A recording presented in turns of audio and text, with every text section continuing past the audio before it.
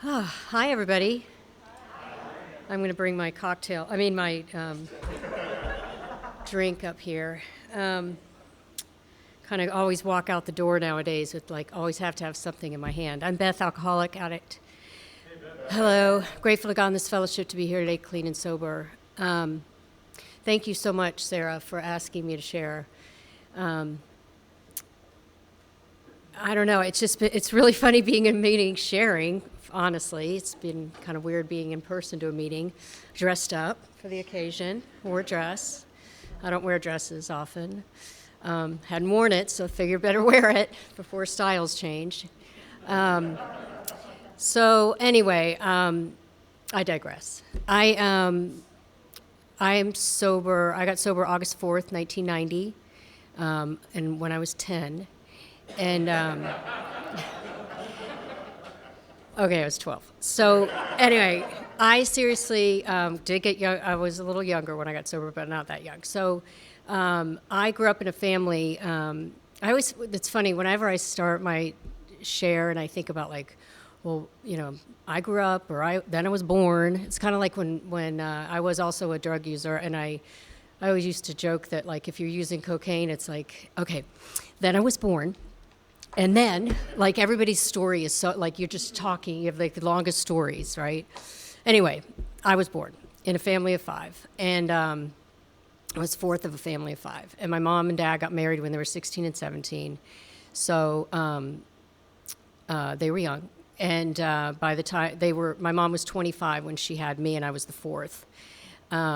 So, my family, by the time I turned I guess I was about 5. My grandfather passed away of alcoholism and cirrhosis of the liver. And so obviously there's, some history there. And I grew up I was born in the North, but I grew up in Atlanta. And, all I knew was everything that was always around me. I remember when I was little taking sips of beer. Sips of my dad's beer. I don't know how little I was, but I do remember it was well before I could open my own. So that was just kind of the life. And, I don't know if it was the time or what, but, my friends, I don't see this in my friends' houses, certainly not my house. But, everybody had a liquor cabinet and, lots of liquor, and our refrigerator in the garage was packed with beer and boxes of wine, because my mom liked her box of wine.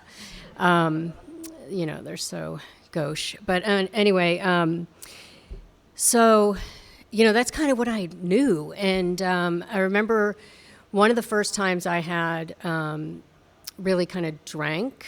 I was with cousins, also of the same side of the family. And we were, I think 3 of us split a 6-pack of beer.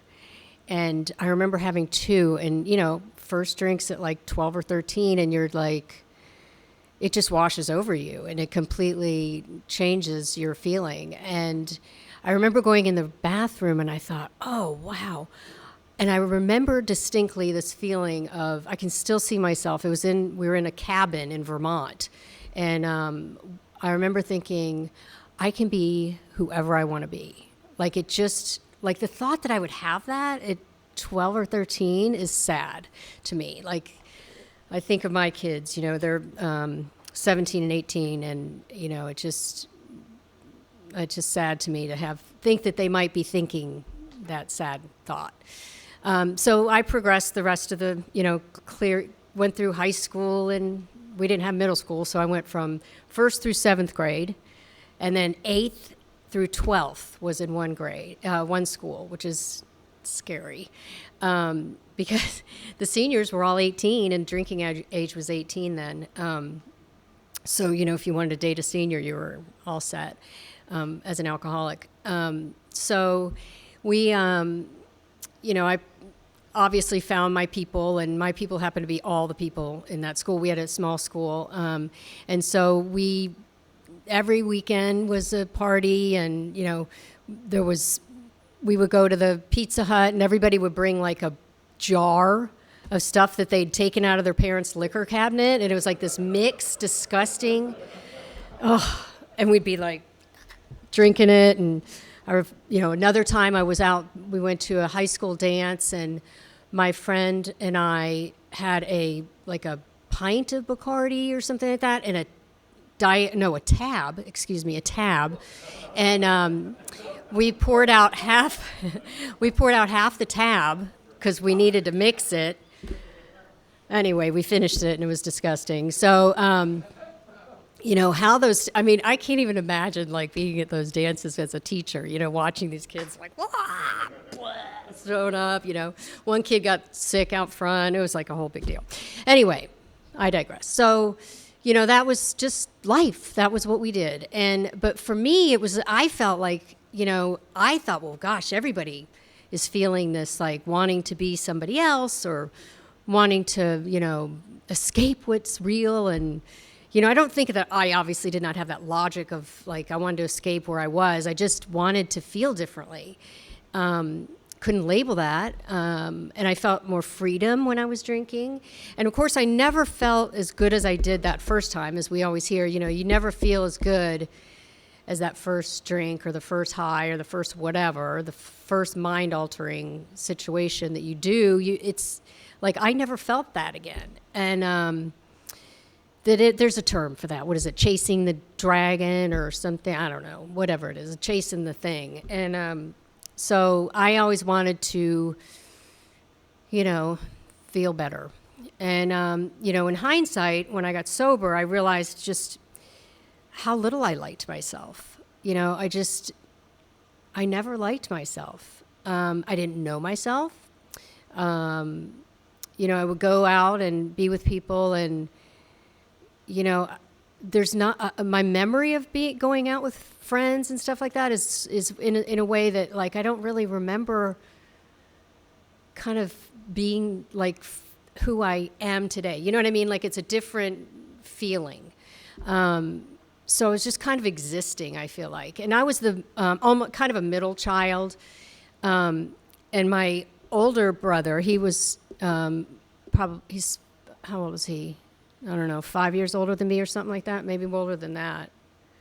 7, 8, I don't know, can't remember. 8 years older. There we go. Anyway, so he grew up in the 60s. So my mom had my brother, and then she had some miscarriages, and then she had second, third, fourth, fifth within 5 years. So he was like a 60s child. So he was like doing acid and, all the other stuff. So when I came around, I was like easy peasy. I hung out with the right people but the right people at our school, everybody did everything. So because it was such a small school. And so I did not cause the alarm in our family. So like my sister and her boyfriend raised the price of a joint at our school. There's like some... So, there was a lot of, maybe we shouldn't publish this, but anyway, so there was a lot of everybody else getting in trouble, and I didn't. I was kind of just quietly getting drunk on my own.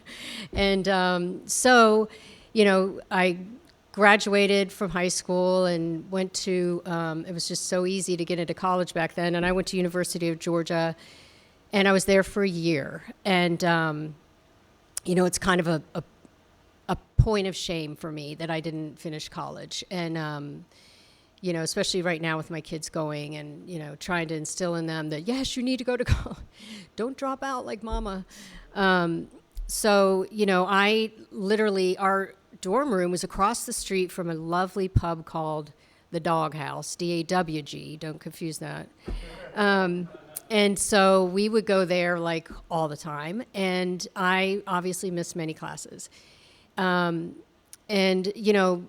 that whole year, just such a waste, just such a waste. All I did was, find people to drink with. I never studied. I didn't do anything. And I just came across my transcript the other day for some weird reason. Oh, I was like, oh my God, shred that. Like, it was really embarrassing. My brother came home at the end of that year. He went to Georgia as well, and he did really well. And my grades came in, and Todd was, of course, like yelling at everybody. My dad, like, hey, look at my grades, and I'm like, I gotta go. I don't know where mine are. And he's like, finds them in the garbage can all crumpled up. So, I wasn't a source of pride in my own eyes, and then therefore felt like, therefore, I'm not a source of pride in my parents' eyes. And kind of, I realized a lot about myself was that as a girl, growing up with an alcoholic father, part of that is constantly looking for their approval. And, that was just like the worst. And but I don't know if it's again, one of those things you don't realize until you get sober and clear up your head and find out all that stuff. And you go, oh shoot, I was looking for my dad's approval all that time. Okay. And that's not, obviously that doesn't equal why I drank. But so but it helped. Drinking helped on all of that. And I went to, how long am I supposed to speak for? I'm sorry, until about 10. Until... Till 10? Wow, it's a long... 10 minutes before we close. Oh, good, okay. 12:20. Okay, great. So then I was at a friend's house. No, I'm just kidding. It just feels like a lot. I don't know how much great news I have in my story. But anyway, so I went to... So I left college, and then I went to move to California on the invitation of a cousin. And that's one of those things where you always find your people, because I go to a whole new place. I don't know anyone. And I was going there to kind of go back to school. And I did go, and I have a lot of credits behind me, but I don't have a degree yet. So let's just say that. So I went to, I started working at like a restaurant bar kind of place, and found my people out there. And so, out all night, all the, constant deja vu, same thing, different place, geographic. And in fact, one time I had it was my birthday. So I think I had it was maybe my 21st birthday or 22nd or something like that. And, I had been drinking in Atlanta because Atlanta was 19 at the time. Of course, right before I turned 18, they changed it to 19. And I would go back to Atlanta real quickly. I went to, I used this girl's ID, and everybody's like, oh, I know Patty. I go somewhere using her ID, and they're like, I know Patty. I'm like, I'm Patty. No. Go down the street. They don't know Patty. Shoot. Okay. So then I went to, and I would go to this nightclub all the time in Atlanta, and I remember going, using her ID forever, and then I go in finally with my own ID, and they're like, this isn't you. I'm like, honestly, this one is me. Those other ones, that wasn't me. So finally they bought that. So, but, so back in LA, or I was in San Diego, excuse me, and it was must have been my 22nd birthday, and I was out with some people, and I woke up the next morning, and I see like this little baggie on the floor, and I'm like, oh, look at that, and I picked it up, and it was, inside that was like a little Coke, and I'm like, thank you, God. Like, really? So I like zipped it up, never told anybody who was in my car, I have no idea where that came from. And so, I let that I tried to make that last for a little while. And I was kind of controlled with that, so I could do that. And so then that all fell apart over there in San Diego, and I ended up back in Atlanta. And I thought, I ended up being a flight attendant, and that was such a fun job, and especially for an alcoholic, and especially when you worked for an airline that had free booze. So they served free booze to everybody, and so, of course, including my bags on layovers, we would stuff our alcohol in there and go to layovers, and and that was obviously just this continual, and in the meantime, I have uncles and my mom trying to get my dad sober. My uncles are sober. I remember my mom would tell me she would put a big book on the bed for my dad to maybe see. And she was going to Al-Anon, and, it was just, constant. It was always in the air. And in fact, my friend that I was drinking that Bacardi with back in high school, she told me one time, I told her, and I don't remember this, I must have blacked out on this one, but she said, she goes, yeah, you told me in high school that you would probably end up an alcoholic because your family. And then you kept drinking, so it was good. But we won't talk about that. Very Scarlett O'Hara of me. Anyway, as a flight attendant, I lived in Atlanta, and then I, was, promiscuous in my own way, and I knew a lot of pilots. Again, do we need to publish this? Went to, then that airline went bankrupt, and I got hired by another airline, so I moved to Chicago. Great city, FYI. That is a great city to drink and to be sober in, both sides of the coin. And so I moved to Chicago, and, the same behavior, different city. And I ended up living in downtown with a couple other flight attendants. And about a year before I got sober, my mom and I decided that we were going to quit smoking. And so we picked June 1st. It was like 1989. And so at that point, I thought, well, this is going to be relatively okay for me, because in airlines, they had just instated that whole, like, under 2 hours you can't smoke, and 2 hours and 1 minute over you can smoke. So, of course, my first flight on June 1st was a 2 hour and 15-minute flight. So everybody's smoking, and I'm like, I want that cigarette. But I didn't smoke. And my mom went into what she called camp. This was a psych unit at a hospital down in I think they were in Florida at that point, but she referred to it as camp. I'm going to go to camp for a couple weeks. And she was there for a few months, and I still have a little wood thing she carved for me, or actually just nailed together.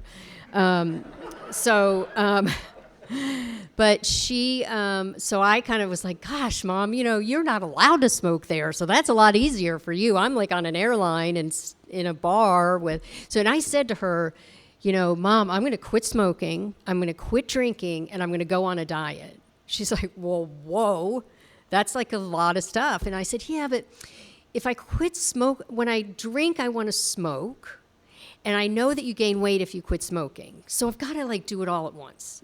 She's like, okay, and just ignored me. And obviously I did not do that, and got very drunk very quickly. I don't know if anybody else had that experience, if they quit smoking, but wow, that was weird. I mean, I was so drunk that summer, that year. And I rapidly gained some weight. I ended up having to, this is fun, I had to sign a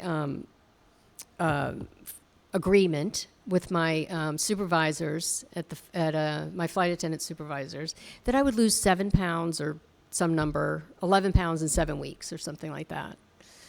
That was mortifying. But anyway, and I was real happy because they had these, at the airline, as I was growing out of my cute uniform, they had a great dress that was similarly shaped to this, so it didn't matter that I was just filling that out, but it worked.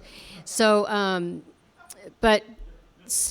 ended up, I confessed to I started going to Al-Anon at that time. I started going to ACOA. Is that what they call it here? And I was like, man, these poor souls, they're just so screwed up. And especially the ones that are have to go to AA too. They're so, oh my gosh. And so I mean, I would just, I would be very quiet and very judgmental in those meetings.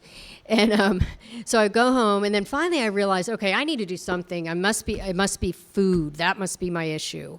So I went to OA, and I had one of my best friends was in OA, and so I was like, called her, and she's like, that's great. It's a really great program. And so I went to, started going to OA. And at that time we had what we called starches, which are now called carbs. So, anyway, so we had a food plan that you could or couldn't follow. I mean, people had those.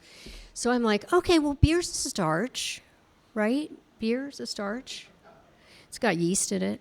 So that was my caveat for drinking. So I would, just eat a bunch of, hot dogs or something, and then I'm good. No bread. Just drink my beer. And so I came up with all these crazy ideas about how to keep the drinking. I was not going to stop drinking. I do not have a drinking problem.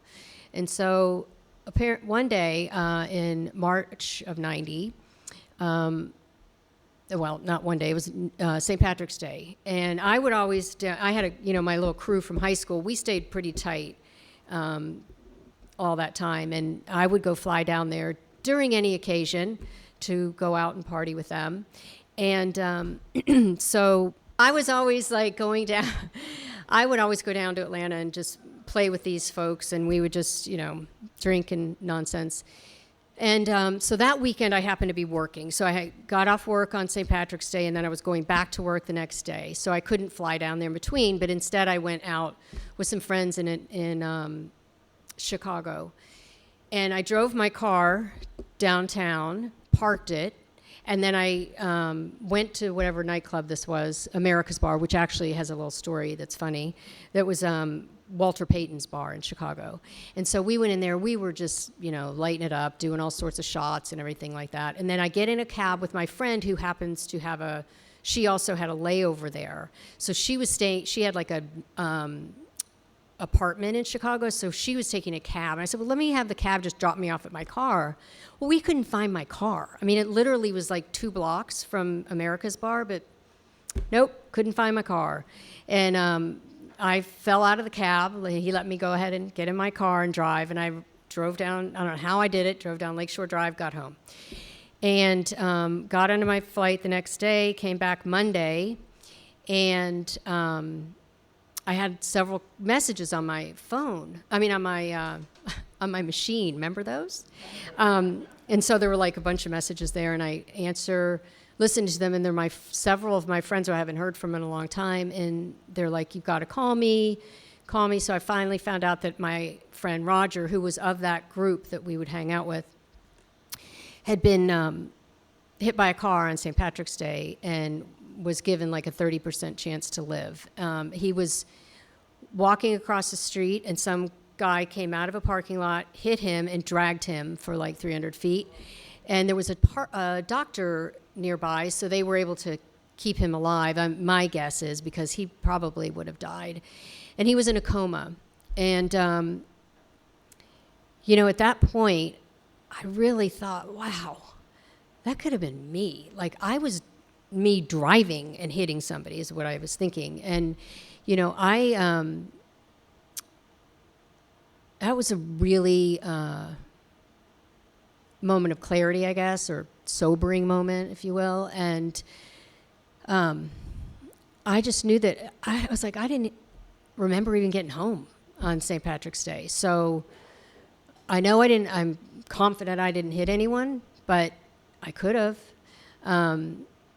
Or I could have killed myself, and hit something. So that was really the awakening for me, that I knew that I needed to do something. And so I started going to the Al-Anon meetings and the ACOA meetings and the OA meetings and having a little less judgment. And so then I had, so I would go down and visit Roger on occasion. He was all hooked up to the machines and everything. And so that summer, I was in a few weddings, and so I knew that I couldn't drink or stop drinking before those. I have priorities. So I could not stop drinking before those weddings because there was, this is all my people. And so we decided, we got quite lit those parties, and then I was out in Chicago in a July day that felt like a February day, and we were on the rooftop of, watching the Cubs game, and somebody had rented that out, and we were watching the game, and it was like a 1:00 in the afternoon game. We were freezing, but we were drinking beer and having brats, and at that point I decided that I was only eating bread, so I don't know where that came from, but so weird.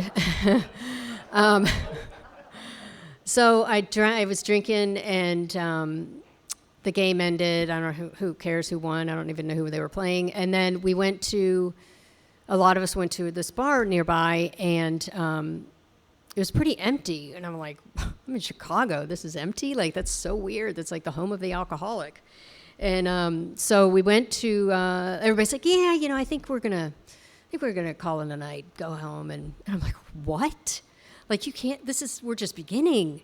And so I found out my roommate was going to a party, and I drove out to this party. It wasn't in Chicago. It was like outside of Chicago, in the suburbs, in the burbs, as they call it. And so, again, same kind of ridiculousness that I shouldn't have been driving. And I woke up in the middle of the night, and it was like mid to the end of July. And I woke up in the middle of the night, and I was like laying across the bed in the wrong direction, half dressed, and I had this like really clear thought, like I just did not want my future to be my past. I did not want that anymore. And I knew that I had to stop drinking. And so I picked a day, because I'm not that good. I couldn't like just do it that day. So I picked August 1st, and because it was like July 20 something. And so then we got our schedules out, and my friend said, hey, we have a trip together to Boston layovers, August 1st, 2nd. Okay. I'll stop August 4th. Why put myself in that situation? So that's how August 4th came around. And I was going to OA meetings, and there was a lot of OA meetings that were OA AA meetings. So I went to that meeting Saturday, August 4th, and, raised my hand, and I was able to stay sober since that time. So, my dad also got sober the year before. And so that was, I got to call him, and I flew down. I think I flew down, it sounds so ritzy to be able to just fly down and tell your dad, but I was a flight attendant, so it's free. Jump seat. So I went down to tell my dad in person. We went to a meeting. It was great, and it was nice to have that connection. And then, my friend Roger did pass away. He passed away in October that year, and but I do still feel him. He's definitely my angel that got me sober, for sure. And the kind of funny part is, when we were in high school, and probably a few years after that, we would say, if we never find anybody else, I guess at 40, if we're still single, we're going to marry each other. And he was he would call himself our token Jewish redneck, because he was like our only Jewish friend, and he would wear his cowboy boots and his suit, and look down at his tie during a service, didn't know what to do. It's at somebody's wedding, and he was a good guy, very funny, well missed, but he was definitely my angel. And so I got sober in Chicago, and had really, really great group. And I just dropped my daughter off at college at DePaul, which is right around the corner from my Lincoln Park Alano Club, I think we called it. And we went to, we went to drop my daughter off, and I'm like, we have to stop it. Like, we have to get off at my train station. And we went, and everything's the same. My apartment's still there, same window unit air conditioner in that darn thing. And the Lincoln Park Alano Club still with people outside smoking. I was this is great. Nothing's changed. so, I got sober there, and I was kind of doing it, in parallel paths with my OA. And then when I moved to Los Angeles, and the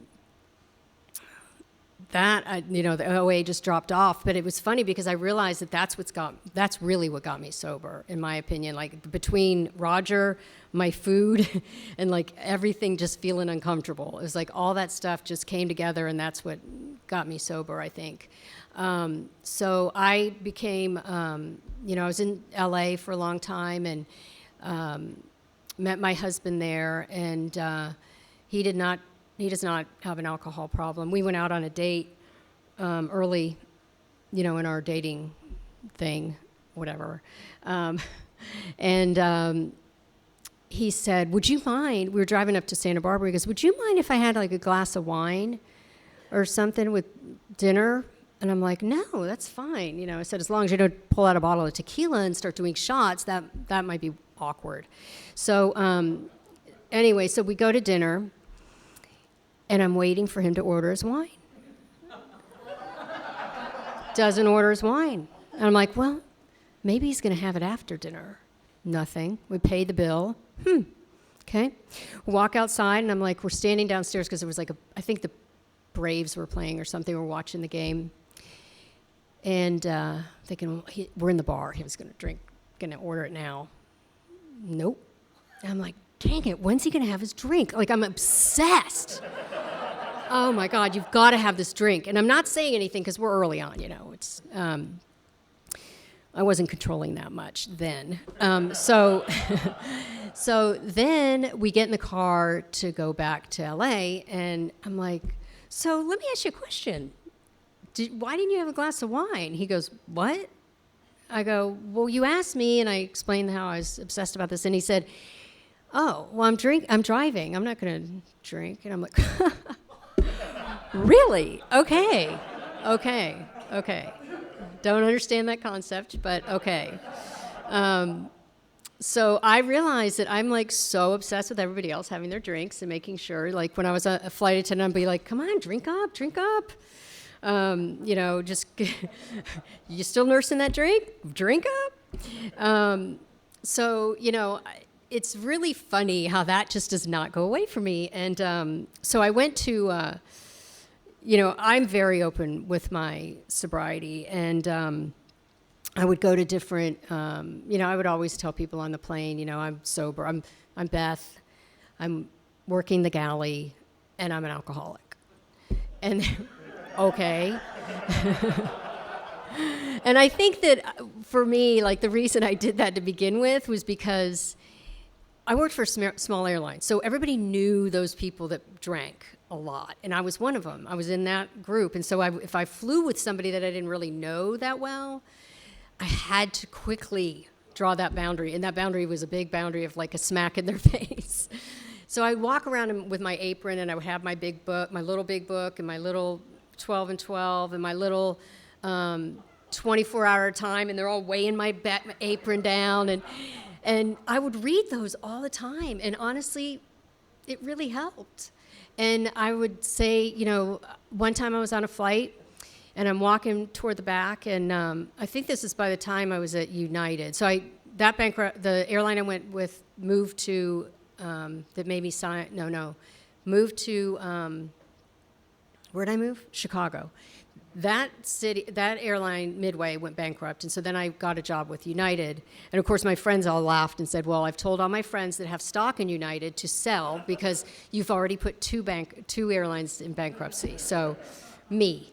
So anyway, I was at United, and I'm walking down the aisle, and I see a guy from AA sitting there, and from the Lincoln Park group, and I'm like, hey, how are you doing, Tom? And he's like, oh, doing great. So chatted with him a little bit and carried on with the rest of the flight, said bye to him at the end of the day. And then about 4 or 5 days later, I run into him in a meeting. He goes, I cannot tell you how great that was. I was all set to order a drink. And the fact that I saw you on that plane, like I get chills about that, because I always say that you may be a big book for somebody. You know, you may be the only big book that somebody sees, or you also might be that message that they need to see at that point for somebody you know. And then, you know, another flight attendant, and I think this was when I was at Midway, and I would sit there and I had my big book, and she starts reading it. You know, she's like, oh my God, this is so my mom.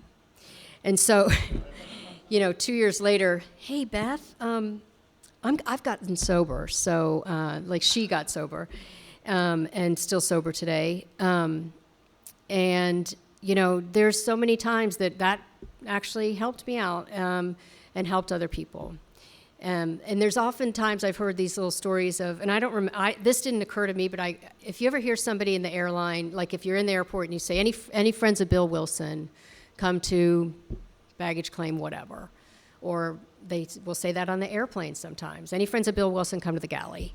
And that's happened, you know. I have friends that's happened with. So, you know, it's just amazing what we have, this fellowship.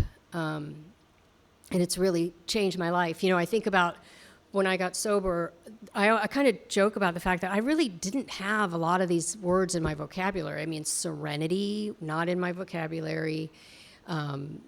You know, courage, not there. The whole serenity prayer, really, clearly, any word from that is not in my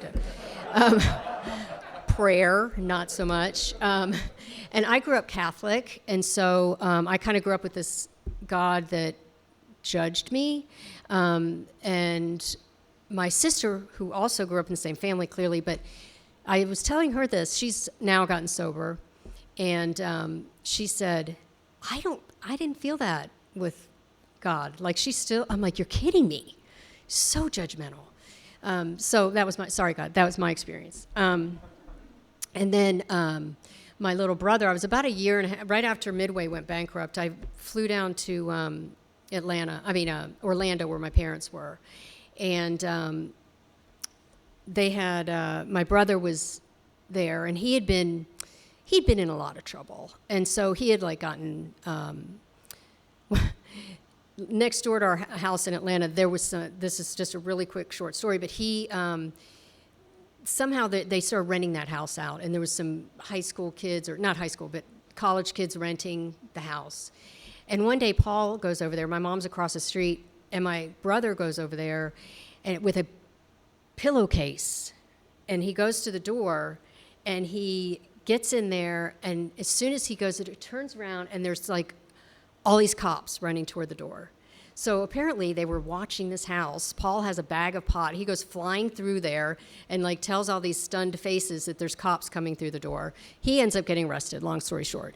So he was told he had to go to AA and all that stuff. So you know how that works.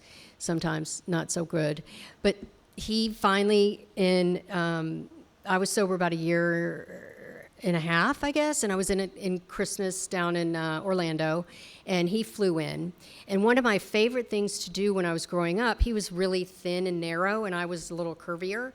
So I always wanted to fit in his jeans, like that. It was like a goal. And so I was in the room, and I'm like, oh, there's his jeans.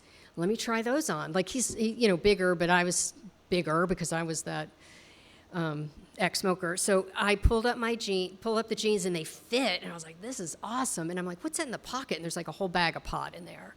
So I put it in another pair of jeans, and I walked in the kitchen, and I said, hey, Paul, look, these jeans fit me now. And he said, oh, okay. Whoa! Like, didn't know what to do. Like, he knew what jeans those were.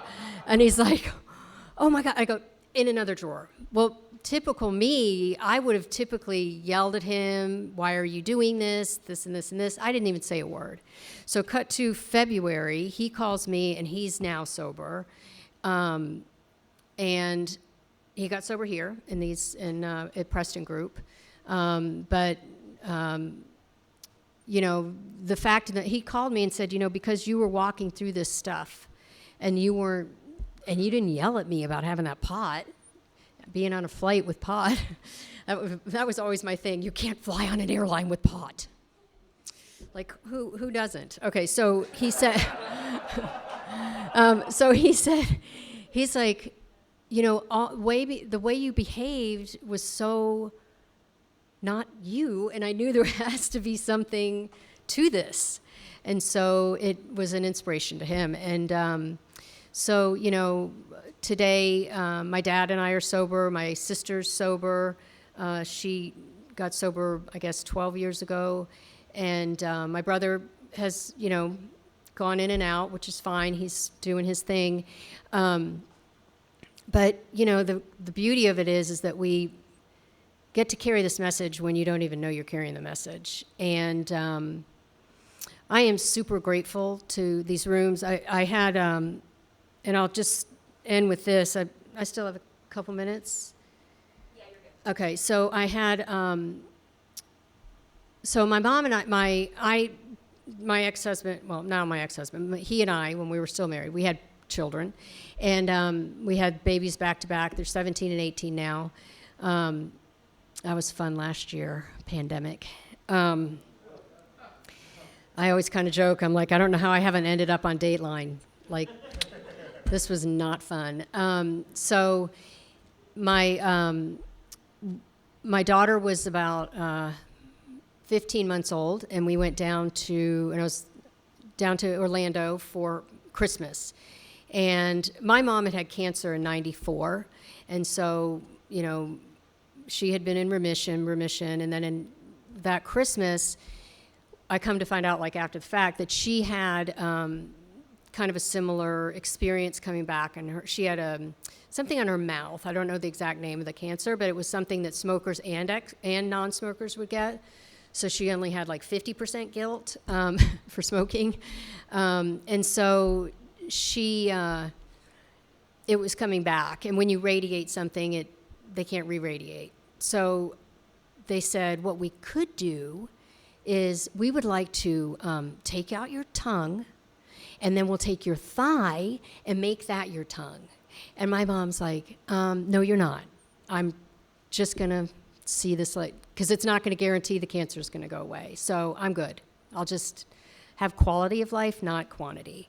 So I was pissed because I was pregnant with my second child, and I'm like, how can you do this? My kids aren't going to see you. And she's like, yeah, they really wouldn't know me anyway if that was who I was.